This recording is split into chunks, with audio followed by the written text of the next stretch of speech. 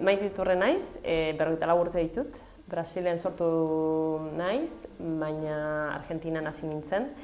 Nire familia euskal jatorrizkoa da. Eta Euskal Etxean hasi nintzen euskara ikasten.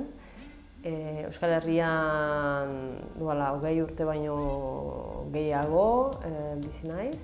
Eta irakaslea naiz 2017tik Garazi eta Baigorriko Gau Eskolan. Eta aurten, kurtso honetan, baditut 3 talde. B2 mailakoa, B1 mailakoa eta gero buraso talde bat, B1 mailakoa. Goizean, astearte eta ortzegun goizeetan, B2 mailako ikasleak ditut. Talde horretan 9 dira, orotara. Batzuk euskaldun zaharrak dira eta kanpora bizitzera joanak, orain itzuli eta euskara nolabait bizi berritu, aberastu nahian. Eta bertze batzuk dira euskaldun berriak, hutsetik hemen ikasi dutenak. Adin ezberdinak dira, baita lanbide, esperientzia ezberdinak eta talde interesgarria zinez. Ni hasi nintzen irakasle lanetan Argentinan, neure Euskal Etxean, urte hain zainitz. Hor garai horretan bazen programa baten bitartez, euskara irakasleak trebatzeko.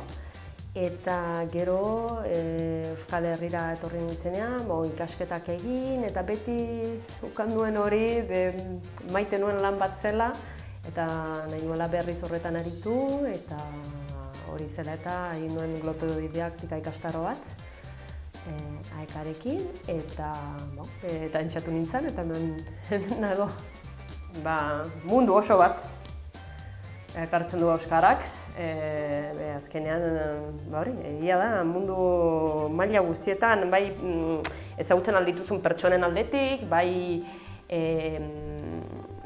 ukaiten aldituzun bizipenen aldetik, kultur mailan, euskarak mundu oso bat zabaltzen du. Eta nik zer ekartzen diodan, nire ondar ale txikia, euskara irakasten dut, baina zaiatzen naiz gehien bat maitasuna transmititzen. Beraz, hori euskararen etorkizuna bai. Hine ustez, Euskaldunon eskuetan dago, lehenik eta behin.